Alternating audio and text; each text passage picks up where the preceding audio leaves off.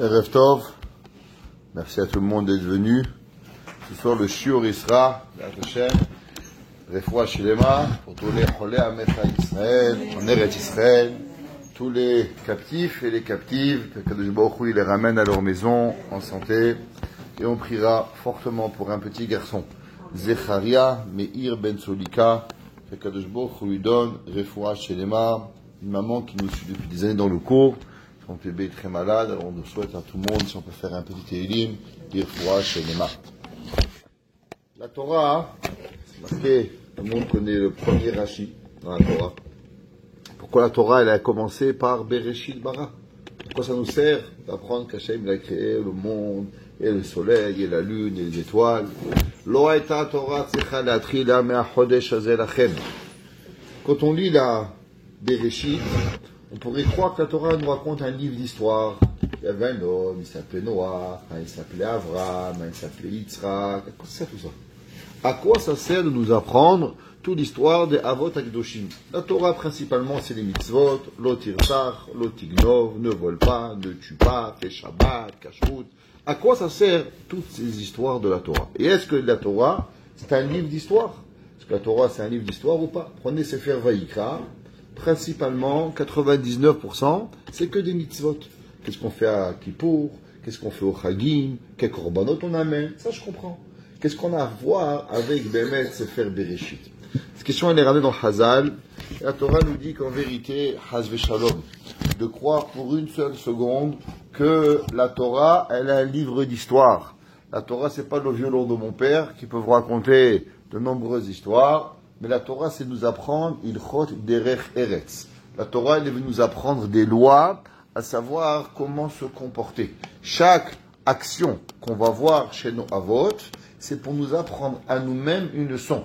La Torah, elle nous apprend que chaque façon, chaque geste qu'ils ont posé les Avot, Maase Avot, Siman Abanim, tout ce que les Avot Akdoshim, Avraham, Yitzhak, Yaakov, ils ont fait, c'est pour nous apprendre des halachot, des leçons très très particulières. Je ne vais pas rentrer dans le débat, mais il y a un très grand débat dans les Mechadrim. Entre autres, Rav Shimshon Raphaël Hirsch. Rav Shimshon Raphaël Hirsch, c'était un grand penseur, philosophe du 19e siècle, fin du 19e, début du 20e, où là-bas, il demande une question très intéressante à propos de l'éducation. Comment on doit expliquer à nos enfants les avot? Souvent, les professeurs, ils parlent, Avraham, depuis qu'il était petit, il avait 3 jours, il a fait ci, il a fait là. Souvent, vous lisez des biographies de rabbins, ils ont l'air qu'ils sont nés rabbins. Leur enfant, quand il dit ça, il dit, papa, lui, il est rabbin, moi je suis pas rabbin. Qu'est-ce que j'ai à voir avec tout cela? On raconte qu'il y avait un jour un rabbin, il s'appelait le Yehoud de Pshisra. Le Yehoud de Pshisra, un jour, il dormait. Et son père, il lui dit, non, réveille-toi. Il dit, papa, j'ai un Yetzerara de dormir. Laisse-moi tranquille. Alors le père, il lui a dit, apprends de ton Yetzerara, que le Yetzerara, depuis 5 heures du matin, il est déjà en train de laisser les gens à dormir. Il est déjà debout. Et le Yehoud de Pshisra, il lui a dit, papa, le Yetzerara, lui, il n'a pas de Yetzerara. Alors comment tu veux que j'apprenne du Yetzerara? Parce que lui, il n'a pas de Yetzerara. Rav Shimshon Raphaël Hirsch dit que rendre les Avot des intouchables, ça n'est pas éducatif. Il reste que Avraham, Yitzhak et Yaakov, ils avaient un Yetzeratov, ils avaient un Yetzerara, ils avaient des difficultés. C'était pas la vie facile comme on croit, tout était bien. Parce que si un enfant, il croit pour une seconde que les Avot ou les Imaot, ils étaient, et où ils étaient, où elles étaient, des intouchables et des êtres parfaits, alors quel rapport avec moi? Comment moi je peux apprendre un être parfait? C'est impossible que je peux me relier et faire une corrélation avec eux. C'est pour ça que Rav Shimshon Raphaël Hirsch dit qu'il faut comprendre ce que la Torah dit pour qu'on puisse relationner avec ce que eux ils ont fait et pourquoi ils ont fait et comment ils ont fait, quelles étaient leurs difficultés pour que nous on apprend. Sinon, ça sert à rien. Tout ce que la Torah aurait dit, Chaz v'Shalom, lo aleinu velo alechem.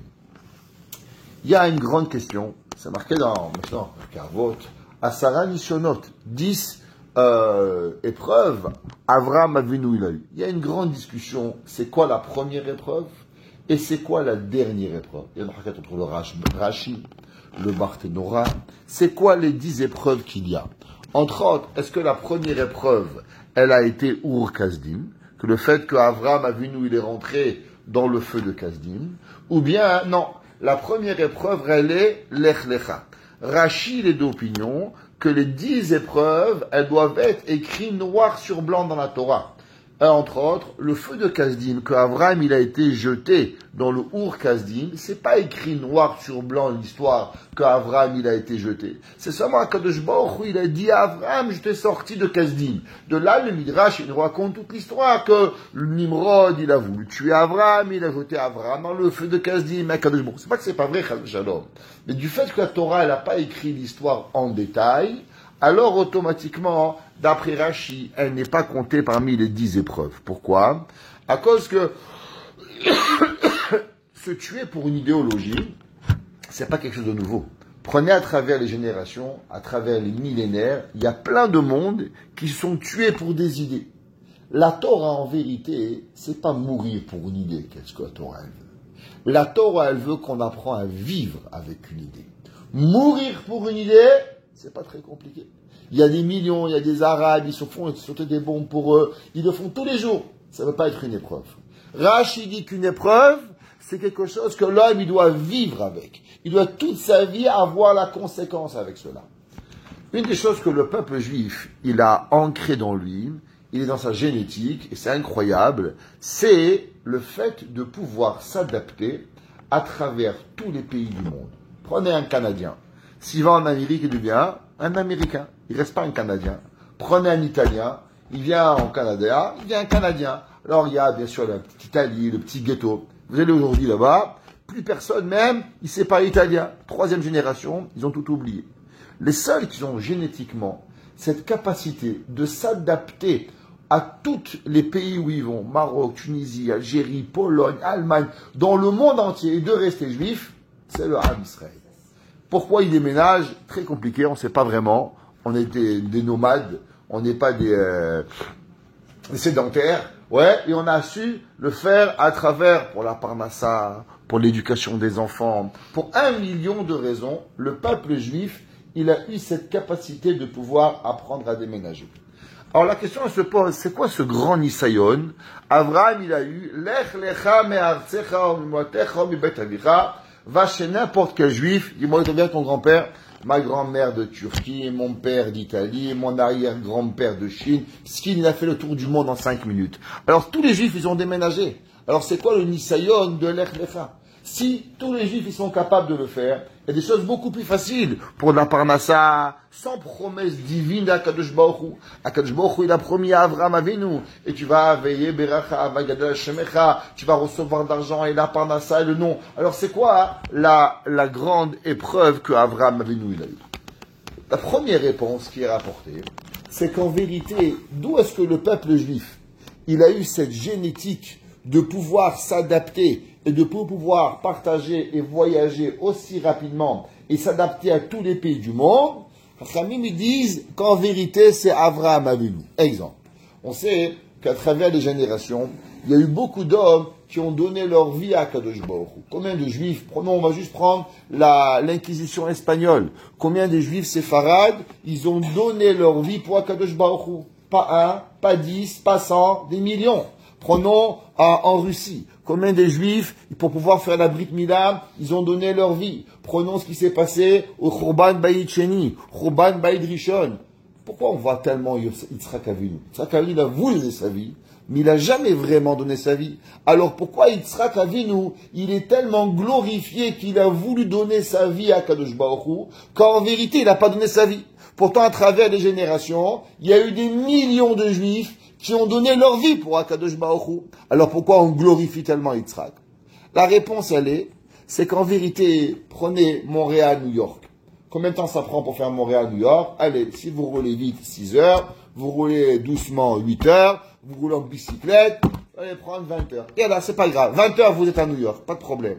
Combien de temps ça a pris pour créer l'autoroute Montréal-New York? 30 ans. La question, elle est comment c'est possible que vous allez faire en 6 heures une route qui a pris tant de temps pour créer? La réponse est l'inverse. Du fait qu'ils ont mis 30 ans à la créer, alors maintenant on peut rouler en 6 heures. Ça veut dire ce qui est difficile à faire, c'est quoi? C'est de créer l'autoroute. Après qu'on a créé l'autoroute, alors on est capable de la faire plus facilement. Rabbi Leif Heisman, il demande, vous savez que 2 fois dans le peuple juif, on a eu une déclaration que Akadosh Baruch Hu va détruire Barminan, le peuple juif. La première, ça a été quand? Au temps de Hata Egel. On a fait le veau d'or, Dieu l'a dit, Khalas, fini, on va détruire tout le monde, le nouvel Alechem. Deuxième, c'était quand? Aman et Esther, le peuple juif seulement. Aman et Esther. Combien de jours on a prié après le Hata Egel? 40 jours. 40 jours et 40 nuits, on a prié pour avoir le pardon. À Kadosh Baruch Hu, on a prié 40 jours. Après, Moshe Rabbeinu, il est monté une deuxième fois 40 jours. En tout, 80 jours pour pouvoir, que Baruch Hu dit, Salarti Kitvarecha. Aman, au temps de Mordechai et Esther, combien de temps ils ont prié pour que Kadosh Baruch Hu leur pardonne? 3 jours. Demande Rabbi Leif Heisman, je ne comprends pas. Moshe Rabbeinu, le plus grand des prophètes, Aaron, Myriam, tous des grands tzadikim, ils mangent la manne, ça leur prend 80 jours pour obtenir le pardon. Est-ce que Mordechai et Esther, ils étaient plus grands que Moshe Rabbeinu? Alors comment ça se fait que Kadosh Baruch Hu, il a pardonné après 3 jours? Dit Rabbi Leif Heisman, c'est pas compliqué. C'est que la première fois, on devait créer l'autoroute du pardon. On devait créer l'autoroute de la slicha et la kapara. Alors ça prend beaucoup plus de temps de créer l'autoroute que de passer par l'autoroute. Qu'est-ce que ça veut dire donner sa vie pour Akadosh Baruch Hu? Au début, l'homme, il a beaucoup de difficultés. Quand Abraham Avinu, il a su faire quelque chose, quand Yitzhak, il a su faire quelque chose, alors automatiquement, repasser dans les mêmes pas que Abraham, Yitzhak et Yaakov, c'est beaucoup plus facile. Donc en vérité, on pourrait répondre, d'où est-ce qu'on a cette capacité d'adaptation tellement rapide, de pouvoir partir de notre maison pour le cri de nos enfants, pour la parnassa, pour pouvoir faire des mitzvot. Il y a des juifs, ils ont tout laissé. Pendant, on reprend l'inquisition espagnole, on a demandé est-ce que vous voulez faire Avodah Zarah, ou bien vous quittez tout. Ils ont quitté leur maison, leur palais, leur maison, ils avaient des haciendas énormes, les juifs, combien d'argent ils avaient? Tout quitté en une seconde. D'où elle vient cette force? Lech lecha me'artzecha. Akadosh Baruch Hu a demandé à Moshe, Avraham Avinu, s'il te plaît Avraham, lech lecha me'artzecha. Mais au moment où Avraham Avinu il est parti, il a changé la génétique de Am Israël.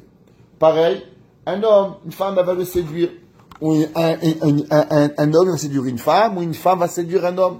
D'où le peuple juif il a la capacité de pouvoir se retenir, du fait que Sarah Imenu, elle a reçu Paro, qui lui a proposé de devenir l'impératrice du monde. Sissi. Vous connaissez Sissi? Eh bien, c'est rien par rapport à Sarah Imenu. Cléopâtre, devenir la femme de l'empereur Paro. Et Sarah Imenu dit, je préfère être femme d'un berger, qui avait un skin fauché, les mains dans les poches, n'avait pas un sou, plutôt que d'être impératrice du monde. Pourquoi? Parce qu'elle voulait la Torah. Alors, Sarah Imenu, elle a créé génétiquement la force à toutes les femmes de Am Israël de pouvoir refuser la Avera.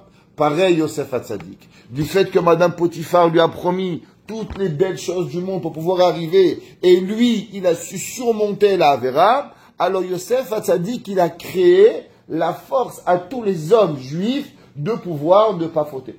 C'est pour ça que c'est marqué dans les Sfarim qu'en Égypte, combien il y avait de juifs en Égypte? Minimum, il y avait 6 millions de juifs, après qui étaient déjà morts 4/5. Avant les 4/5, 30 millions de juifs. Et combien de femmes elles ont fauté en Égypte? 0. Une seule femme, Skena, un Égyptien, il a violé. Il y a eu une femme qui est partie avec un goy. Une femme, Shlomit Badivri. C'est la seule du peuple juif. Demande le Ber Maim Chaim, comment c'est possible on va dire, on va couper 15 millions d'hommes, 15 millions de femmes, comment ça se fait qu'il n'y avait aucun homme et aucune femme qui avait Barminan de l'immoralité, du fait que Yosef Hatzadik, il a surmonté Madame Potiphar, du fait que Sarah, elle a surmonté le Yetzer Hara de Paro, ils avaient transformé la génétique de Am Israël de pouvoir surmonter à la Avera. Donc maintenant, si on vous demande d'où est-ce que vous êtes capable de pouvoir quitter pour Akadosh Baruch Hu, réponse simple, Avraham Avinu. Les Italiens, ils n'ont pas Avraham, nous on a Avraham Avinu. Mais il en reste, c'est quand même encore une question. Un Nisayon, c'est quelque chose qu'on ne connaît pas. C'est quoi un Nisayon? Une épreuve, c'est quoi une véritable épreuve? Une épreuve, c'est que la personne, elle ne connaît pas ce qui va lui arriver au lendemain. Une personne, elle ne sait pas. Prenons aujourd'hui la guerre en Israël. On a tous la mal au ventre. Qu'est-ce qui va arriver? Est-ce que l'Iran va attaquer? Est-ce que le Hezbollah va attaquer? Est-ce que la Chine elle va venir? On ne sait pas. Cette peur-là, elle est là, alors elle nous crée de grandes craintes. Alors on ne sait pas ce qui va arriver. Qu'est-ce qui dérange à la personne? Ce qui dérange à la personne, c'est la peur de l'inconnu. Quand l'homme il est dans l'inconnu, c'est ça qui donne à la personne énormément de peur. Avraham Avinu, il n'avait pas de l'inconnu. Akadosh Baruch Hu lui a dit, Lech lecha me'artzecha, umimolatecha, umibet avicha, el haaretz asher areka, vas-y où je vais venir avec toi, et je vais te montrer, ve'esra le goy gadol, je vais donner des enfants, je vais donner de l'argent, je vais te faire grandir ton nom. Je comprends pas. Imaginez-vous, chacun de vous ici, vous avez un travail, demain matin il y a Bill Gates qui vous appelle, bonjour, je m'appelle Bill Gates, j'ai envie de parler de vous, voilà, vous venez travailler pour moi à Tel Aviv, à Yerushalayim, je vous achète un penthouse, là-bas 12 chambres à coucher, je vous dépose dans votre compte en banque 200 millions de dollars, je vous ai pris une assurance, la voiture elle est déjà achetée, vous avez une Tesla, il y a un de vous qui va réfléchir, en tout cas moi je réfléchis pas, demain matin je suis dans l'avion. Pourquoi? C'est Bill Gates, il a 50 milliards de dollars, s'il me signe un contrat c'est fini. Les Havdil, c'est pas Bill Gates, c'est le bon Dieu. Le bon Dieu dit qui donne la vie à Kadosh Baruch Hu. Avraham Avinu, il est rentré dans le feu. Dieu, il l'a sorti du feu. Donc Kadosh Baruch Hu, il connaissait Avraham et Avraham connaissait Dieu. Il a vu la capacité que Kadosh Baruch Hu il avait de pouvoir le sauver des moments des pires de la vie. Dans le feu pendant 3 jours, et Avraham il dansait, dit le Midrash, il n'est pas mort. Alors c'est quoi le Nisayon? Un Nisayon, c'est une épreuve quand une personne, elle ne connaît pas l'avenir, quand elle a un doute. Mais Avraham, il était prophète. Akadosh Baruch Hu, il lui a parlé. Quand Akadosh Baruch Hu, il parle, il n'y a plus de doute. Alors pourquoi, en vérité, ça s'appelle un test de Lech Lecha Me'artzecha, après que Avraham Avinu, Akadosh Baruch Hu lui a parlé clairement où est-ce que tu dois aller et qu'est-ce qui va arriver. Pour comprendre ça, il y a un fameux mamar de Rav Israël Salanter. Rav Israël Salanter, tout le monde y connaît, le père du Moussar. Toute sa vie, il s'est battu pour enseigner le Moussar à chacun de nous. Si ce n'est pas Rav Israël Salanter aujourd'hui, on serait tous perdus. On aurait peut-être beaucoup de connaissances en Torah, mais les Midot, on aurait perdu les Midot. C'est lui qui a ramené l'étude de Moussar au XXe siècle, Rav Israël Salanter. Il dit Rav Israël Salanter qu'il est plus facile à un homme d'apprendre tout le Talmud, Bavli, Yerushalmi, Zohar, Sifra, Sifri, tous les livres du monde. C'est moins compliqué que de changer une mida. Changer une mida, une nature de la personne, c'est beaucoup plus difficile que d'apprendre des volumes et des volumes de livres. Prenez un exemple. Prenez un avocat. Combien il y a un avocat parmi nous? Pas d'avocat. Un médecin? Combien d'avocats il doit apprendre de livres pour devenir un avocat? C'est des bibles, ils doivent apprendre. 10, 15 volumes de livres. Pas voler, pas tuer, c'est quoi la loi, qu'est-ce que ça veut dire, comment ça veut dire. Et pourtant, combien il y a des avocats véreux? Combien des avocats trafiquants? Je comprends pas. T'as appris des livres au complet, le code civil, qu'est-ce que ça veut dire voler, qu'est-ce que ça veut dire tuer, qu'est-ce que ça veut dire faire? Alors comment l'avocat il devient véreux? Il connaît la loi à la perfection. Dit Rav Israël Salanter, tu vois que la connaissance est beaucoup plus facile que la transformation. La transformation de la personne, changer une nature de la personne, c'est beaucoup plus difficile. Le Ramban, il demande pourquoi la Torah elle a seulement permis les poissons qui ont des écailles et des nageoires. Pourquoi seulement des écailles et des nageoires? Qu'est-ce que la Torah elle veut avec ce genre de poisson? Il dit le Ramban, la raison pourquoi Akadosh Baruch Hu il a voulu qu'on mange des poissons avec des écailles et des nageoires, parce que seuls les poissons qui ont des écailles et des nageoires sont capables de remonter le courant. Les poissons qui ont que des nageoires ou que des écailles doivent suivre le courant et pas capables de remonter le courant.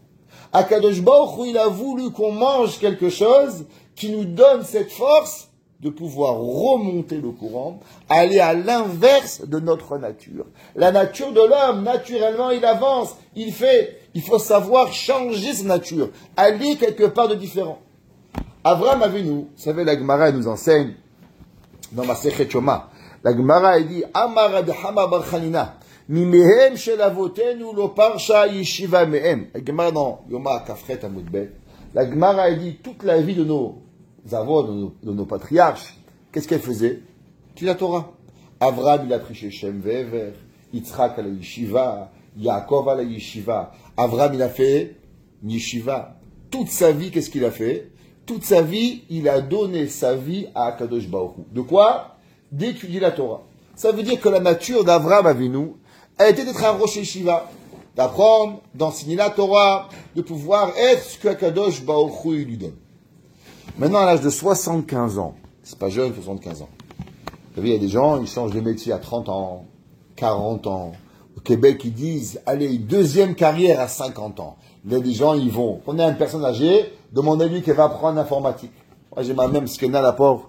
Elle se perd complètement avec l'informatique. Elle essaie, c'est difficile pour elle. Elle n'a pas grandi avec ça. Ça lui est excessivement difficile de pouvoir l'informatique.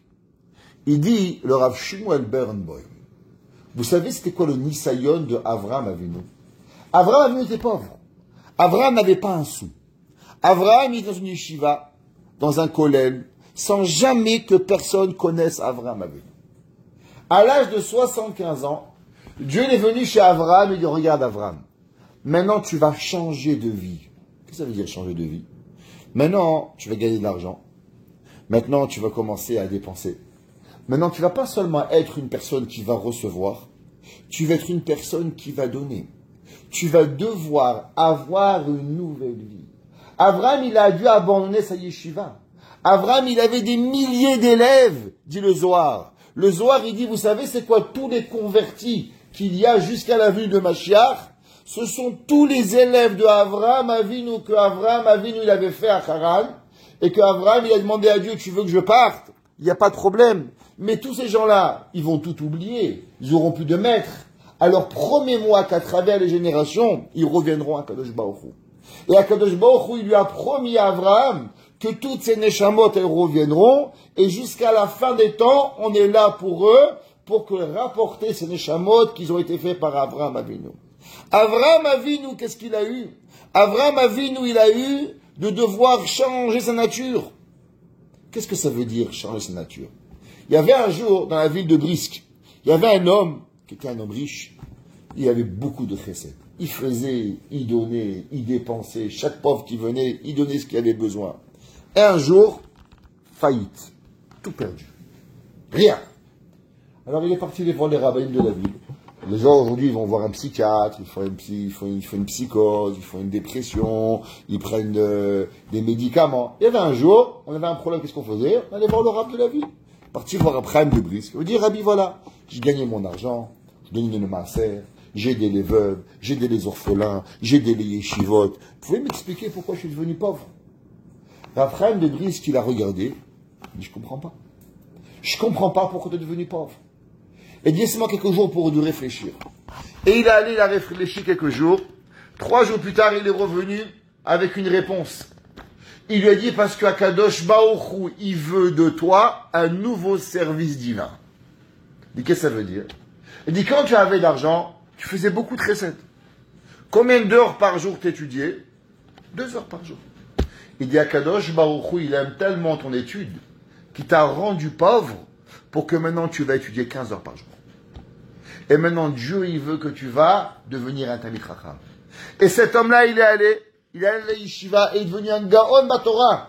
Lui, ses enfants, tout ce qui est arrivé. Il a dit après de Brisk, quand il arrive quelque chose d'inhumain à la personne, que la personne, elle n'est pas capable de vouloir et de voir qu'est-ce que Akadosh Baruch Hu veut d'elle. Il avait une vie rangée, il volait pas, il tuait pas, il mentait pas, il faisait Shabbat, il faisait tout bien.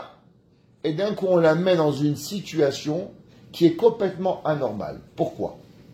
Il dit la Rav de Brisk, parce que Akadosh Baruch Hu, il veut de toi un nouveau service divin que tu aurais été jamais capable de le faire si tu avais gardé ta vie d'avant. C'est quoi le Nisayon de Lech Lecha? Il dit Rav Shmuel Berenboim, le Nisayon de Lech Lecha. Ça veut dire que des fois, Kadosh Baruch Hu, il veut de nous qu'on a une nouvelle vision du judaïsme. Des fois, Kadosh Baruch Hu, il veut que tu serves dans la joie. Des fois, dans la tristesse. Des fois, dans la peur. Des fois, chacun de nous avec nos difficultés.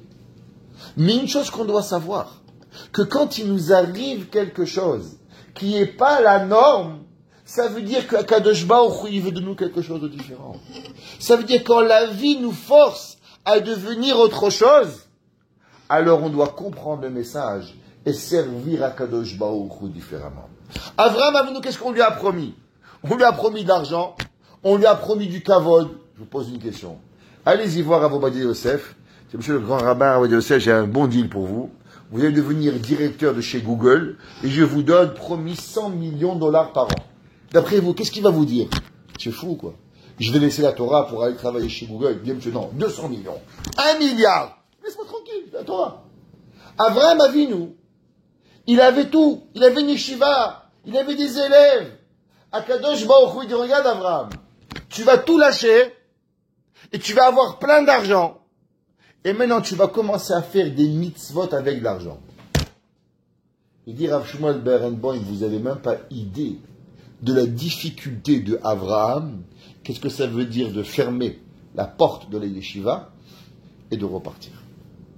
Il y avait un jour un grand Rosh Yeshiva. Il avait ouvert une grande yeshiva, la yeshiva de Vologine, Rabbi Chaim de Vologine. Rabbi Chaim de Vologine, il avait un fils appelé Rabbi Yitzhak de Vologine. Et Rabbi Yitzhak de Vologine, il a eu une fille qui s'est mariée avec le Netziv de Vologine, Rav Naftali Tzvi Berlin, Netziv de Vologine, qui est Rosh Yeshiva à la yeshiva de Vologine. Et à son époque, il y avait eu lui et son gendre, Rabbi Chaim de Brisk. Rabbi Chaim de Brisk, les deux ensemble, ils ont été Rosh Yeshiva. Et dans la yeshiva, il y a eu malheureusement une grande politique entre les deux Rashi Yeshivot, beau-père et le gendre. Et pas entre eux, mais entre leurs élèves. Et lo alenu velo alechem, dans leur yeshiva, qui était la yeshiva où il y avait 400 élèves. Et là-bas, il y a eu le début de la Haskalah. Il y a des élèves qui ont voulu commencer à apprendre des études profanes. Des études profanes à la yeshiva. Alors, ils sont allés au gouvernement russe. Et ils ont dit, voilà, à la yeshiva, on n'étudie pas les mathématiques, on n'apprend pas le russe, on n'apprend pas la littérature. Alors ils sont venus, ils ont dit, voilà, vous avez deux choix. Ou vous fermez la yeshiva, ou bien vous apprenez les études profanes. Le Netziv de Vologine, il a eu une grande question. Il y avait principalement la seule yeshiva en toute la Lituanie, la yeshiva de Vologine, qui avait été créée par Rabbi Chaim de Vologine, le Talmid du Gaon de Vina. Est-ce qu'on va apprendre du Chol? Mais de l'autre côté, est-ce qu'on peut fermer une yeshiva? Comment on peut faire? Alors, le Netziv de Vologine, il s'est rappelé une Gemara. La Gemara, elle dit, dans Masechet Yoma, qu'à la destruction du premier temple, le temple, il a commencé à brûler. Les Kohanim, ils ont dit, nous, on est responsables des Beth Amikdash. Ça brûle, qu'est-ce qu'on fait? Ils ont dit à Kadosh Baruch Hu, regarde, le temple, il t'appartient. Nous, on est seulement les gardiens de ton temple. Maintenant, tu veux le brûler, brûle-le. Il dit Dieu, voilà, on prend les clés, ils ont jeté les clés vers le ciel, il débrouille-toi avec. Et là, il y a une main de feu qui est venue et qui a pris les clés du Beth Amikdash et le Beth Amikdash, il a brûlé. Il a dit Rabbi Chaim de Netziv de Vologine, il a dit, nous, on n'est pas responsable de la Torah. Nous, on doit seulement suivre les enseignements de la Torah. La Torah, elle te dit, une yeshiva, il n'y a pas de rôle. Une yeshiva, c'est Kulo Kodesh. Tu veux faire, fais ce que tu veux, appelle ça voyou, je sais pas, chacun avec son histoire, comme il a envie de faire. C'est un jeu de mots, vous inquiétez pas, c'est pas pour insulter personne. Ok? Alors, c'est pas important. Notre yeshiva, elle n'a pas de limud echol. Il dit, qu'est-ce qui va arriver à la Torah? Il a dit, Netziv de Vologine, moi je suis pas le reste de la Torah. Moi je suis seulement responsable de faire ce que Kadosh Baruch Hu me demande. Il a pris les clés, la yeshiva, il les a posées sur le Echal, et il a dit à Kadosh Baruch Hu, la même façon que les Kohanim, ils ont jeté les clés vers le ciel, moi je les mets sur le Echal, fais ce que tu veux. Ça a été une catastrophe dans le monde, la fermeture de la yeshiva. Les gens, les communistes, ils étaient tellement contents. À l'époque, au Tsar, il avait réussi à fermer la yeshiva de Vologine. C'était un gain extraordinaire. Qu'est-ce qui allait arriver? Est-ce que vous savez qu'est-ce qui s'est passé? Dans la yeshiva de Vologine, il y a eu 400 bachorim. Pratiquement chaque bachour, ils ont tellement eu honte de ce qui s'est passé. Chacun s'est installé dans une autre ville, et chacun a ouvert une nouvelle yeshiva, et chacun a eu 400 élèves. Et à la fin, on n'avait pas 400 bachourim. À la fin, on a eu 16 000 bachourim en Lituanie. Ça veut dire que de la difficulté, Akadosh Baruch Hu, en vérité, nous amène à avoir une nouvelle vie dans le monde. Prenez un homme, il s'appelait Yosef. Yosef Hatzadik, il va s'appeler Tzadik. Pourquoi il s'appelle Tzadik? Pourquoi on ne dit pas Reuven Hatzadik, Yehuda Hatzadik, Lévi Hatzadik? Pourtant, Lévi, il a eu Moshe et Aaron. Lévi, il est le chevet le plus kadosh. Il ne s'appelle pas Lévi Hatzadik. Pourquoi il s'appelle que Yosef Hatzadik? Parce que Yosef Hatzadik, il va être pris par ses frères. Il va être vendu. Il va être mis chez Madame Potiphar. Il va être mis dans le trou. Il va être esclave des esclaves de Paro. La chose la pire qui puisse exister. On va lui donner les choses les plus horribles à faire. On va l'accuser de la chose la pire qui puisse exister. D'adultère que la Torah prend la femme du voisin. Même un gars, il est chayav mika. Et qu'est-ce qu'il va faire Yosef? Où il va arriver Yosef? Yosef, il va arriver à devenir le roi d'Égypte. Comment c'est possible que Yosef, il va devenir le roi d'Égypte? Eh bien, il dit toujours Rav Shmuel Berenboim. Un homme, il était gentil, berger chez son père. Il n'a rien demandé à personne. Son père, il dit, mon fils, va voir tes frères.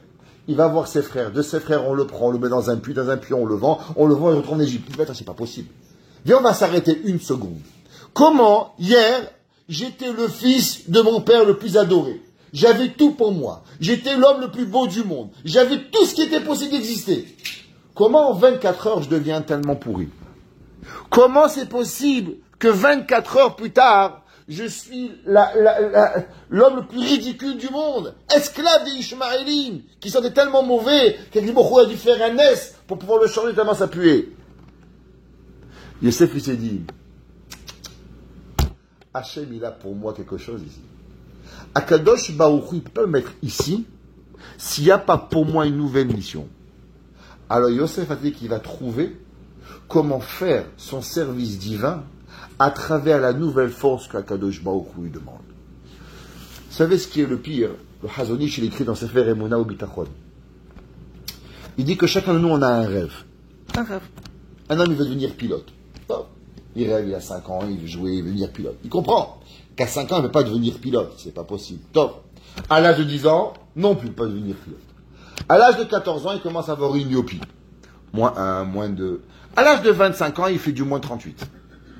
Un beau jour, il dit, moi, je vais devenir pilote. Moi, je vais devenir pilote. Faut que tu comprennes, tu vas jamais devenir pilote.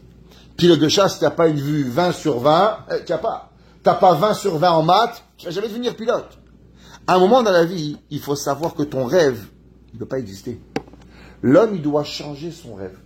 Il dit le Hazon Ish, la chose la plus difficile pour l'humain, c'est à un moment dans sa vie, on doit savoir qu'est-ce qui est possible d'arriver et qu'est-ce qui n'est pas possible d'arriver.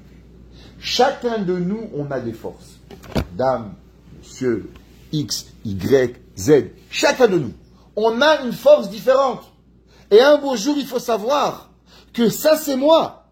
Et ce que j'aurais voulu faire, ce que j'avais voulu faire, ce que je voulais faire, ne va pas arriver. Parce que les kochot que Akadosh Baruch Hu me donnait ne me permettent pas toujours d'avoir ce que je veux. Et de prendre un nouveau rêve dans sa vie, c'est la chose la plus difficile à faire, mais c'est la seule et unique chose qui va vous permettre de pouvoir grandir. Il dit le Hazon Ish, tant que le gars il croit qu'il va devenir pilote, il va jamais apprendre à conduire. Il va jamais apprendre à devenir pâtissier, à être boulanger, parce qu'il croit qu'il va devenir pilote. À la 50 ans, il faut que tu arrêtes, mon frère. Tu vas pas devenir pilote, c'est fini. Le pilote, il est mort. À 60 ans, tu n'es pas médecin, tu n'es pas dentiste. Tu ne peux pas passer l'examen. Trouve un nouveau métier. C'est la réalisation de ce que vous rêvez, qu'au bout d'un moment, prendre la réalité que ça ne va pas arriver, c'est la chose la plus terrible à l'homme, dit le Hazon Ish. Il n'y a rien de pire que d'enterrer son rêve, mais c'est la seule et unique façon de pouvoir grandir. Il y a des gens, ils rêvent que leurs enfants, ils vont être A, B, C, D, E. À bout d'un moment, il faut se réveiller, mon frère. Ton fils, il est Y, Z, il n'est pas A, B, C. Pourquoi c'est comme ça? Mais réveille-toi, tu croyais que t'allais avoir une fille, elle a une ballerine, qu'elle allait danser, parce qu'elle elle fait du tambour, elle fait pas du violon, elle joue du piano. Réveille-toi, c'est pas grave, accepte. Mais c'est ça la vraie réalité. Et des fois, Kadosh Baruch Hu, il nous pousse dans un coin, et il nous pousse pour pouvoir arriver à ce qu'on a. Et ça, en vérité, c'est ça la capacité de l'Ech Lecha. C'est quoi l'Ech Lecha? Pourquoi c'est le premier Nisayon des 10 Nishonot d'après Rashi? Parce que la première chose que l'on doit savoir, Be'emet, c'est que notre vie, c'est pas toujours nous qu'on est en contrôle. Le contrôle de ce que vous voulez, de ce que vous pensez, de ce que vous avez envie, ça n'est pas comme ça la vie. Akadosh Baruch Hu, il a dit à Avraham Avinu, t'as la capacité d'être un rabbin, t'as la capacité d'enseigner la Torah, t'as la capacité de faire de grandes choses. C'est vrai. Mais c'est pas ça que je veux de toi. Je veux pas que tu sois rabbin. Je veux pas que tu sois Rosh Yeshiva. Le Rosh Yeshiva, c'est Shem Ve'ever. Mais j'adore la Torah. C'est vrai. Mais c'est pas ça que j'ai envie. Il y avait le Rosh Yeshiva de Ponyovitch, Rav Yosef Kainman. Après la Deuxième Guerre mondiale, il a ouvert la Yeshiva de Ponyovitch. Il est allé dans les orphelinats, en Allemagne, en Pologne. Il passait ses journées, ses nuits dans les couvents et dans les endroits des curés. Qu'est-ce qu'il faisait? Il demandait au curé de rencontrer tous les enfants pour 2 minutes. Et qu'est-ce qu'il faisait? Il chantait Shema, Israël. Et dès qu'il y a un enfant, c'est un juif. D'où vous l'avez eu? Il a sauvé comme ça un enfant après l'autre, un enfant après l'autre, un enfant après l'autre. Il a monté la yeshiva de Ponyovitch. Avant de mourir, il a dit, j'ai sacrifié un Gaon Ador. Rabbi Yosef Kaïman était Rosh Yeshiva avant-guerre. Il était un Ilouya Torah. Mais il dit, j'ai sacrifié ma vie pour sauver le peuple juif. Ça veut dire, il aurait pu dire, je reste dans mon coin, j'étudie. Qui t'a demandé d'aller en Pologne, en Russie, en Allemagne, chercher les enfants? Akadosh Baruch Hu lui avait donné ce koach-là. C'est ça que tu dois faire. C'est ça que Akadosh Baruch Hu t'a demandé. Il y avait un jour un homme, c'est son Yerzeit aujourd'hui, il s'appelait Rav Meir Shapira. Rav Meir Shapira était le fondateur de la yeshiva de Lublin. Lublin Rouv, il s'appelait. Il était un grand ilou, celui qui a fondé le Daf Yomi. Comment il a fondé le Daf Yomi, le Lublin Rouv? On raconte 2 histoires qui sont rapportées à propos. Pourquoi le Rav Moshe Shapira, Rav Meir Shapira, il a fondé le Daf Yomi. La première, on raconte qu'il y avait un jour, c'est un enfant très très très intelligent, il était même membre du Parlement allemand, Rav Meir Shapira. Il était membre du Parlement en Allemagne en 1920.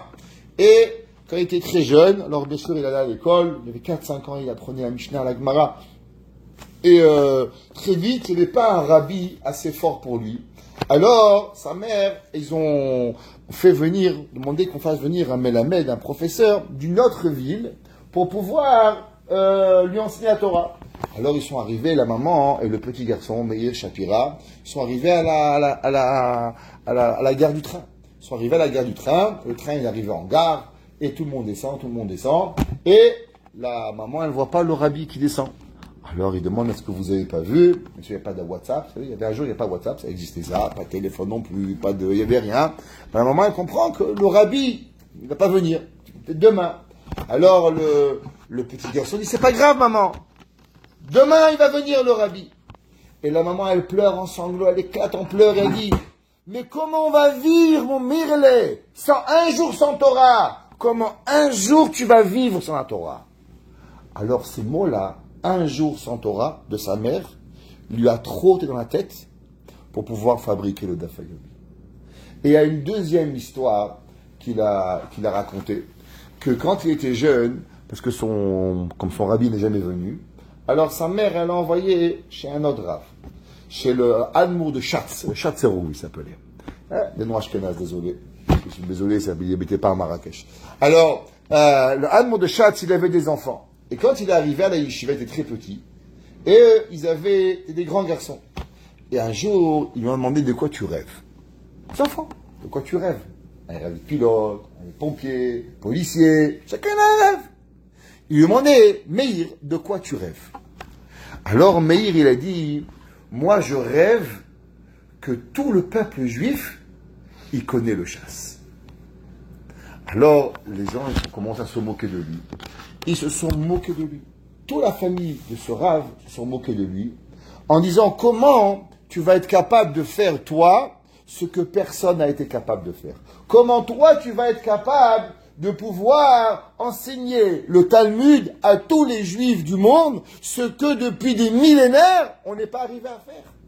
Pourquoi on a écrit la Gemara? Pourquoi on a écrit la Gemara? Le Rambam, il écrit dans la Hagdama, que la Gemara dans Masechet Ketubot, Daf Kufchet, a dit qu'il y avait un Rav, il s'appelait Rav Huna. Rav Huna, il était Rosh Yeshiva, alors c'est le Babylone, il est en bas, et Israël, il est en haut. Et la Gemara a dit qu'autant que quand Rav Huna, il donnait cours, à la fin qu'il donnait son cours à Rav Huna, les élèves, ils se levaient, et ils dépoussiéraient leur costume, parce que c'était par terre, alors pour enlever la poussière. Et dès que les milliers d'élèves, il avait Rav Huna, ils dépoussiéraient leur costume, ça faisait un nuage de poussière en Babylone, et à Yerushalem, on disait, Rav Huna, il a fini le shiur. Et au moment où les élèves, ils ont commencé à diminuer, Ravina et Ravaché se sont dit, il n'y a plus tellement d'élèves. La yeshiva, elle est plus fréquentée. Alors on a écrit la Gemara.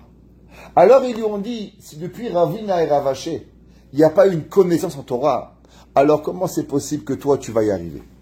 Et comme ça, pendant des semaines et des mois et des années, ils se sont moqués de Rav Meir Shapira, qu'il n'arrivera jamais à faire qu'il veut apprendre la Torah. À la grande Asifa à Vienne, en 1923, tout le monde y connaît, qu'il y avait la fameuse vidéo du Chafetz Chaim à Vienne, 1923, c'est la vidéo où il a été instauré le Daf Yomi. C'est en 1923 qu'a été instauré, ça s'appelle Asifa Agdola, à Vienne, Rav Meir Shapira. Chafetz Chaim, il avait demandé que le Rav Shapira, il dise quelque chose. Et qu'est-ce qu'il a fait, Rav Shapira? Il a lancé l'idée du Daf Yomi. Sur place, tout le monde a rigolé. Tout le monde. Et tout le monde a rigolé, il a dit, je comprends pas. Est-ce que tu veux qu'un juif ashkénaze, un juif français, un juif marocain, un juif égyptien, tous ils apprennent la même page de Gemara? Est-ce que tu es normal? Alors le Rav Shapira dit, je comprends pas. La page de Gemara a été écrite où? En Babylone. À votre gauche, qu'est-ce qu'il y a? Il y a Rashi, d'où il vient? Un français. À votre droite, qu'est-ce que vous avez? Un Tosfot, d'où il venait? D'Allemagne. Derrière, qu'est-ce que vous avez? Le Rif, d'où il venait? Du Maroc. Le Bet Haket Fassi, il n'habitait pas en Pologne. Et le Rambam, il venait où? D'Égypte. Tu vois que tous les rabbins du monde ont appris un jour la même page de Gemara. Si tout le monde a appris la même page de Gemara en un jour, alors pourquoi on n'est pas capable de rapporter qu'en France, en Allemagne, en Russie, à Chicago, à Paris, à New York, à Montréal, tout le monde apprend la même page de Gemara? Et tout le monde n'a rien répondu. Je sais qu'est arrivé le Rosh Hashanah en l'an 1923, c'était Tavresh Pedalet. Tavresh Pedalet, c'était, et c'était là le Admour de Gour, le Chidushei Harim, qui a commencé, le soir de Rosh Hashanah, il a commencé le Daf Yomi. Et quand les gens, ils ont vu que le rabbi de Gour, il a commencé le Daf Yomi, alors ça a pris le Daf Yomi. Après, les chassidim de Breslev ont fait énormément pour pouvoir pousser le Daf Yomi. Rabbi Nachman de Breslev était très pour ce concept de Hayom. Et après, c'est calmé après la Deuxième Guerre mondiale. Et regardez aujourd'hui, il y a des centaines de milliers de juifs. Vous allez à Paris, à New York, n'importe où, Daf Yomi, les gens ont la même Gemara, le même Daf. Qu'est-ce que tu fais? Où tu es? Tout le monde y apprend la même Daf de Gemara. Un jour, il y avait Madame Schatz, la fille du Admour de Schatz, la petite fille, qui se moquait de Rav Meir Shapira. Elle a rencontré le Rav Meir Shapira. Et elle lui a dit, Kol hakavod, tu as fait ce que personne n'a réussi à faire. Alors Rav Meir Shapira, écoutez bien. Écoutez bien. Rav Meir Shapira, il lui a dit, tu te rappelles quand tu étais petit, tu te moquais beaucoup de moi. Elle a dit, c'est vrai. Et tu sais, je t'en veux pas. T'es une gamine. J'étais un gamin, alors on se chamaillait. Il n'y a rien de mal, je t'en veux pas. T'avais 10 ans, j'avais 8 ans, on se chamaillait, c'est pas grave. Mais on m'a dit qu'aujourd'hui, tu es une très grande mechanechet. Tu es une énorme, grande éducatrice. Elle dit, c'est vrai, je dirige plein d'écoles. Et il lui a dit, je te demanderai juste une seule chose. Fais attention de ne pas éteindre le rêve d'un enfant. Parce que si tu m'avais éteint mon rêve, le Dafayomi n'aurait jamais existé. Il lui a dit, Rav Shapira, heureusement que j'avais ce rêve et que je me suis attrapé et que je ne vous ai pas écouté. Parce que le peuple juif, il aurait perdu ad vitam aeternam une chance de connaissance de la Torah. Chacun de nous, on a des potentiels. Un jour, un homme, il est venu voir Rabbi Yerucham, le Rosh Yeshiva de Mir. Il a dit qu'il cherchait un shidour pour son fils, pour sa fille. Alors il dit, est-ce que tu peux présenter un garçon? Alors il a dit, voilà, je te présente Rabbi Akiba Eger, je te présente Hatam Sofer, je te présente le tel rabbin. Un jour, on a demandé à Rabbi Yerucham, mais à la fin, ils sont partis où tous ces rabbins? Il dit, en vérité, ils avaient le potentiel. Seulement la vie, elle leur a tué leur potentiel. Souvent, la vie, elle nous amène quelque part où elle nous enlève le potentiel. Pourquoi? Parce qu'à la moindre difficulté, à la moindre façon où la vie, elle se passe pas de la façon que l'on veut, alors on perd notre rêve et on enterre qui on est. La Torah, il faut savoir, lech lecha me'artsecha. Akadosh Baruch Hu a dit à Abraham, regarde Abraham. C'est vrai qu'aujourd'hui tu es un Rosh Yeshiva, tu apprends. Des fois, la vie demande de toi autre chose. Des fois, la Torah elle veut de toi que tu fasses autre chose dans ta vie. Ou bien des fois, la Torah elle t'amène dans des difficultés, parce que la difficulté que tu vas avoir, c'est là-bas que tu vas devenir quelque chose. Yosef Hatzadik va devenir Yosef. Comment? Que parce que Yosef Hatzadik, il a eu des difficultés. Prenons un autre exemple. Akadosh Baruch Hu, il a dit à Abraham, regarde Abraham. Abraham Avinu, va, tu vas être riche, tu vas avoir des enfants, tu vas tout avoir. Abraham, il arrive en Eretz Israël. C'est quoi la vie d'Abraham Avinu? À peine il arrive, famine, Vayir Ha'av Ba'aretz. Il n'y a rien. Imaginez-vous, petit Isayon, un gars, on lui promet un travail, tu vas habiter à Miami, trouver un travail. Tu arrives à Miami, la compagnie, elle fait. Croyez-moi, ça arrive. Un ami à moi, je connais, un jour il est parti de Montréal, il est parti en Angleterre, il déménageait sa famille, il arrivait là-bas, une grande compagnie, 3 mois après qu'il arrive, la compagnie elle fait faillite. Il se retrouve, il n'a plus de maison, la maison, ça rote après tout. Vayir Ha'av Ba'aretz. Deuxième problème. Il arrive en Égypte. Qu'est-ce qui arrive là-bas? Le pauvre, il a une femme, il n'a pas un sou, il n'a même pas de quoi payer l'hôtel. La Torah nous dit qu'Avraham, il a emprunté pour habiter, tellement il était pauvre, il a vécu à crédit. Et il n'a pas un sou. Donc, on continue l'histoire. Yitzhak Avinu, qu'est-ce qu'il a eu? Avraham, il est arrivé chez Avimelech. Avimelech, qu'est-ce qu'il avait? Encore une fois, sa femme, on lui pique sa femme. Il a qu'un homme, de sa famille. Dieu lui abandonne tout le monde. Prends un homme. C'est qui qu'il a pris? Lot, pas l'autre. Lot. Un homme. Qu'est-ce qui est arrivé? Bagarre entre deux. Même lui, il est séparé de lui. Il n'a rien. Tout seul. Plus de famille, plus de père, plus de mère, plus de frère, plus de soeur. Rien! Le mec, il se met dans la tête. Mais regardez qu'est-ce qui va se passer. On va retravailler l'histoire. Abraham, il arrive en Égypte. Il n'a pas arrivé en Israël. Il n'a pas d'argent. Il arrive en Égypte, on lui pique sa femme. Qu'est-ce que nous, on aurait fait? On dit, oh mon Dieu, tu m'as oublié? Qu'est-ce qui se passe? Qu'est-ce qui est arrivé de l'histoire de Avraham Avinu avec Paro? Avraham va devenir milliardaire. Ça veut dire que de la détresse que Akadosh Baruch Hu lui a donnée, c'est là que Avraham Avinu, il va devenir milliardaire. Qui c'est qui va nourrir Avraham et qui va lui donner des milliards pour qu'Avraham il guérisse Paro? Paro lui-même, il va lui donner des miknera havaya. Il y avait tellement de moutons que la terre d'Israël ne pouvait pas supporter Avraham et l'autre. Avraham, Sarah va être pris par Avimelech. Qu'est-ce qui va arriver de Avimelech? Imaginez-vous, vous arrivez, vous dites, on vous pique votre femme, tu es là, mais c'est pas possible, le bon Dieu, qu'est-ce qu'il a de saqué? Qu'est-ce que j'ai une belle femme, ça va, tout le monde en a volé, c'est pas tranquille un petit peu. Qu'est-ce qui arrive grâce à l'histoire du vol de Sarah et d'Avimelech?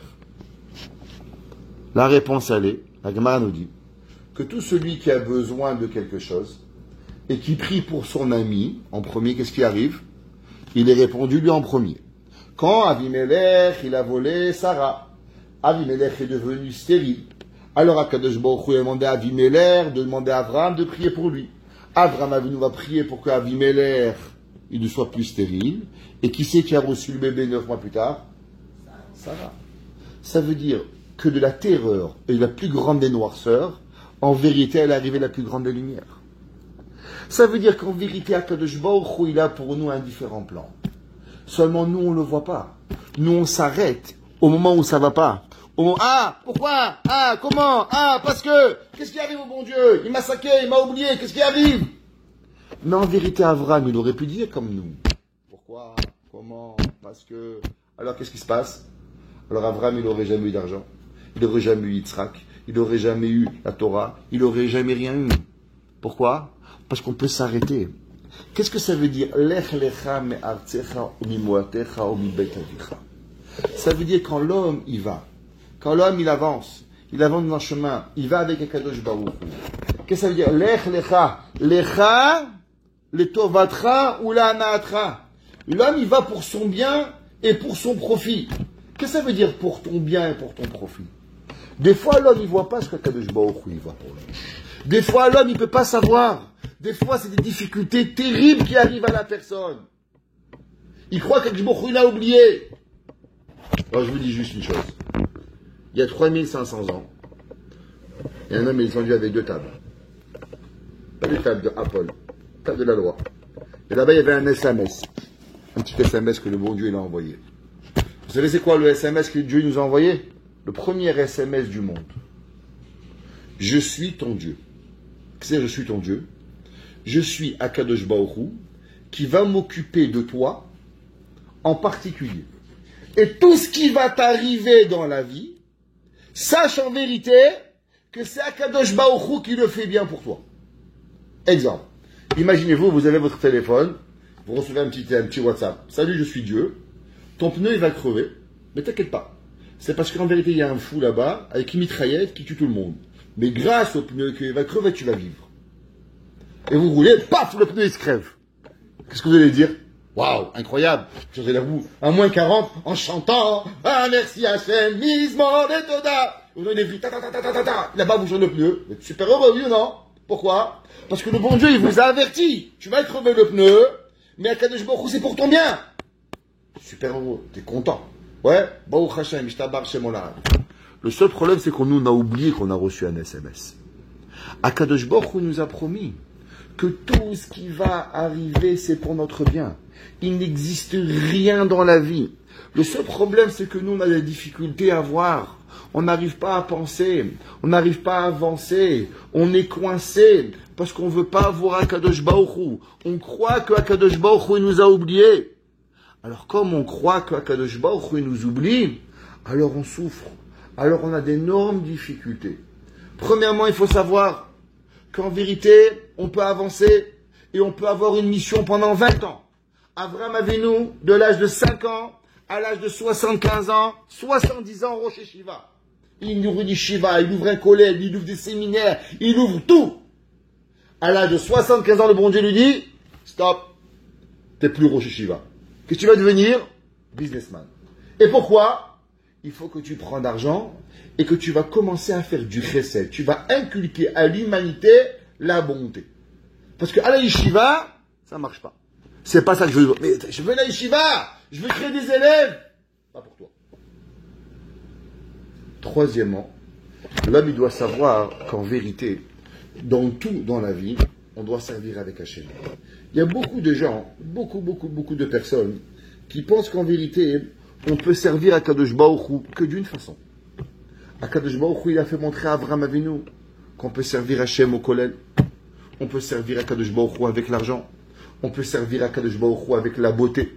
On peut servir à Kadosh Baruch Hu en étant un berger. On peut servir à Kadosh Baruch Hu dans 1 million de différentes façons. C'est ce qu'on appelle Bechol Derachea Daeu. Dans tous les chemins que tu as à Kadosh Baruch Hu, il veut. Vous savez, on a ramené souvent au nom du Baal HaToldot. Le Baal HaToldot, il demande pourquoi Kadosh Baruch Hu, il n'a pas choisi d'autres tzadikim avant Avraham Avinu pour créer le peuple juif. Vous savez, il y avait des énormes tzadikim. On va juste en citer quelques-uns. C'est qui le premier tzadik du monde? Adam. Bon, il a fauté. Deuxième, qui c'est qui était? Chanor. Chanor vechanor chenenu, qu'il est kacho Elohim. Chanor va devenir le plus grand des anges du monde. Il s'appelle Matatoron. Matat. Malach Matat. Qui est le Malach Matat? Le Malach Matat, c'était Chanor, que Kadosh Baruch Hu, il va le monter au ciel et il va le rendre au niveau angélique. Chanor. Un autre homme s'appelait Metouchelach, Mathusalem. Vous savez que Madian était tellement tzaddik que Kadosh Baruch Hu va faire attendre le Maboul 7 jours pour qu'on puisse faire les éloges funèbres de Mathusalem avant de détruire le monde, pour qu'on se rappelle de Metouchelach. Shem, Rosh Hashiva, Ever, Rosh Hashiva, des gens extraordinaires. Pelek, pourquoi tous ces gens-là, Akadosh Baruch Hu, il n'a pas créé la Torah avec eux? Pourquoi Akadosh Baruch Hu, il a attendu Avram Avinu? Pourquoi Avram? Qu'est-ce qu'il y avait de particulier à Avram? Le Baal HaToldot, il dit, à cause qu'ils avaient qu'une façon de voir la vie, qui était de voir la vie en ermite. Ni ils mangeaient, ni ils buvaient, ni ils dormaient, ni ils avaient du plaisir, rien. Ils vivaient dans des caves sans se rapprocher du monde. Il dit le Baal HaToldot, c'est qui le premier qui a planté dans le monde qu'on peut manger en étant juif, on peut boire en étant juif, on peut dormir en étant juif, on peut être une personne heureuse, tu dois vivre la beauté pour être juif. Avram Avinu. Vaïta, et il a planté Achila, Shetia, Lina.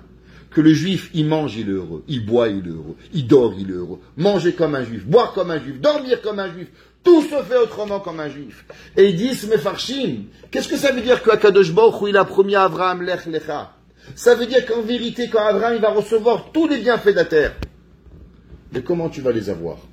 Est-ce que tu vas les avoir pour profiter toi-même? Ou dans tout ce que tu vas faire, tu vas inclure Akadosh Baruch Hu pour pouvoir avoir? On raconte que Baba Saleh, il mangeait jamais s'il n'y avait pas un invité. On ne mangeait pas. Il y avait un jour un grand Rosh Hashiva. Il a été invité chez Baba Saleh à manger. Alors Baba Saleh, il était là, il a demandé qu'on lui amène à manger. Il a demandé à monsieur. Le monsieur était sûr que Baba Saleh avait des secrets de Kabbalah, de si. Et Baba Saleh, tout le repas, il disait à sa femme, merci beaucoup, c'est très bon, merci beaucoup. Elle a un poisson, merci ma femme, c'est très bon, merci, merci. Et comme ça, le poisson, la viande, il passait tout le repas à dire merci à sa femme. Et à la fin du repas, il dit tout Baba Charlie dehors. Là, on va le rabbin. Le rabbin s'est retrouvé à la porte. Je comprends rien. On m'a dit c'est Baba Saleh, c'est sadique et tout. Il a rien fait. Il m'a donné à manger, j'ai bu, j'ai fait, c'est terminé. Qu'est-ce que j'ai appris de cette leçon? Je dis regarde, Baba Saleh c'est un sadique. Il m'a sûrement appris la leçon que j'ai besoin de savoir. Rien d'autre. Il a laissé assis sur sa voiture.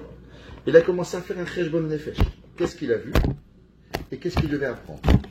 Et il arrivait à une conclusion, il a dit, je dirai pas son nom parce que c'est déjà Shonara. Il a dit qu'en vérité, il était tellement occupé, lui, avec toutes les questions à l'Afrique qu'il avait, la seule personne avec qui il n'avait jamais remercié, c'est sa femme.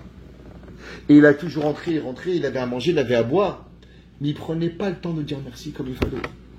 Et il a dit, quand il est arrivé, Baba Saleh, il a compris qu'en vérité, cet homme-là, sa femme, elle souffrait tellement, ils n'avaient pas d'enfant. Vous savez pourquoi? Parce que sa femme, elle était la femme d'un gras, elle avait donné de la Torah, mais elle avait toujours une peine dans le cœur, qui lui dit jamais merci. Il est rentré à la maison, il a commencé à remercier sa femme, 9 mois plus tard, il a un enfant.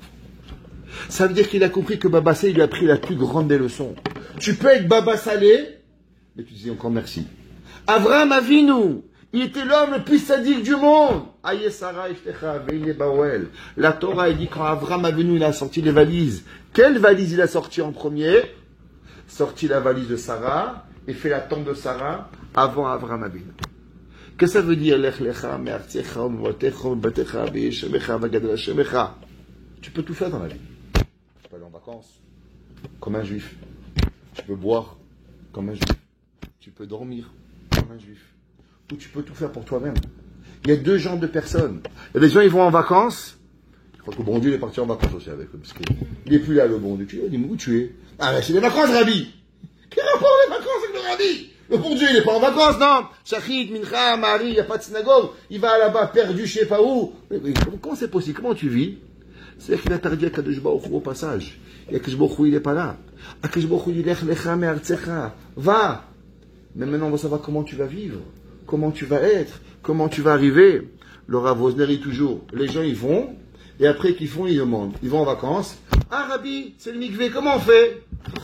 Tu vas en vacances, tu ne demandes pas où est le mikvé. Ah, c'est Hanouka, où j'allume? Mais avant de prendre un billet d'avion à Hanouka, pose-toi la question. Tu allumes en partant, tu allumes en arrivant, à quelle heure tu arrives? Mais comment tu arrives? Comment tu décides à Hanouka de prendre la route à 4 heures d'après-midi et tu vas rouler à Miami jusqu'à demain et tu n'iras pas de maison? Comment tu fais ça? Comment elle met ta tête à réfléchir?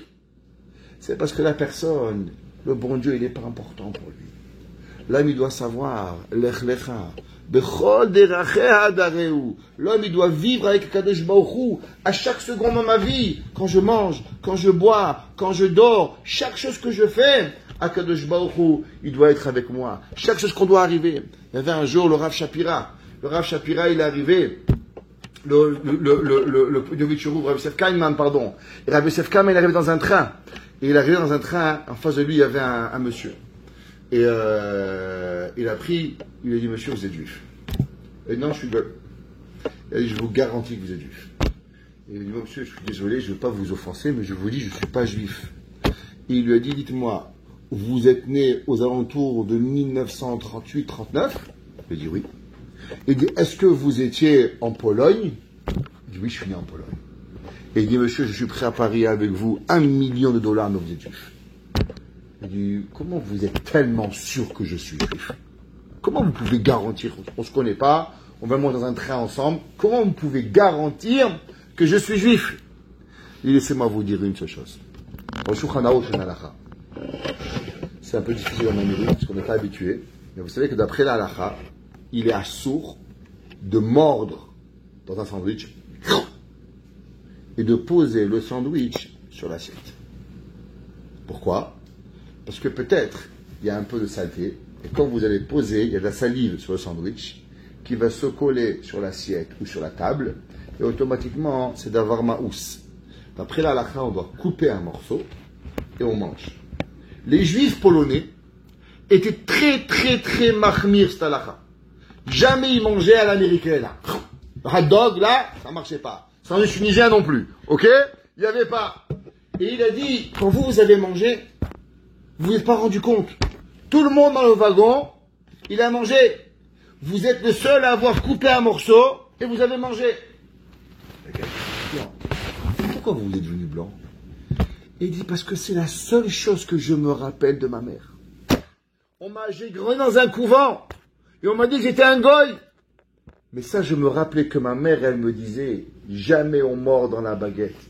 Il lui a dit, Rabbi Yosef Kainman, je suis prêt à revenir avec vous et trouver que vous êtes juif. Il dit, vraiment, c'est marqué dans la halakha? C'est marqué. Il a vérifié. Ça veut dire que même comment on mange un sandwich, il y a McDonald's, la chose que tu vas manger, il y a comment nous on mange. Même mort dans un sandwich, c'est un sourd. Il y a une halakha, comment on doit faire. On coupe un morceau. Qu'est-ce qu'on fait? Comment on fait? Abraham lui a dit, tu vas avoir de l'argent, tu vas être riche, tu vas avoir des noms, tu auras tout ce que tu veux. Mais est-ce que tu vas le faire pour moi ou tu vas le faire pour toi? Comment nous on voit la vie? C'est ça qu'Akadosh Baruch Hu a dit, Lech Lecha. Le premier Nisayon qu'Akadosh Baruch Hu il a donné à Abraham Avinu, c'est qu'à partir de maintenant, chacun de nous, où on va, où on mange, où on boit, où on dort, où on va dans l'avion, où on va en train, où on va en vacances, jamais on est comme un goy. Jamais. Parce que quand il m'a demandé, pourquoi les goys, quand ils sont en vacances, ils sont tellement relax, et nous, on n'est pas relax. Et c'est vrai. Tu sais pourquoi? Parce que le goy, il n'a rien à penser. Toi, à peine t'arrives, tu dis, elle est où la première synagogue? Il est où la Halab Israël? Il est où Mincha? Il est où Ma'ariv? À quelle heure c'est Arvit? À quelle heure c'est ci? À quelle heure c'est comme ça? Et qu'est-ce qu'il y a? Et après ce Shabbat? Si le cœur, il n'arrête pas de bouger. T'es toujours sur le même lachatz. C'est pas important. On est toujours. Le corps, il n'a rien à penser. Juste papa, maman, la bonne et moi, ils sont là. Le chat et le chien, ils sont à la SPCA. Et ça va, il n'y a pas de problème. Tout va bien. Mais nous, la vie, elle a continué. Le BMS, c'est ça, Yaratsa, Yaakov, la Shevet Beshalva. Le Dieu lui a dit, ça n'existe pas. Lech Lecha. On est dans un mouvement. Chaque moment de notre vie où on avance, on doit vivre avec Akadosh Baruch Hu. Depuis le moment où on se lève, depuis le moment où on se couche. Il y a des fois où on doit changer, c'est hyper difficile. Une nouvelle action.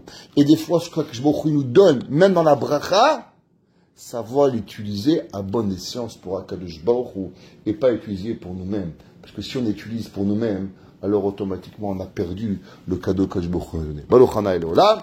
Amen. Amen.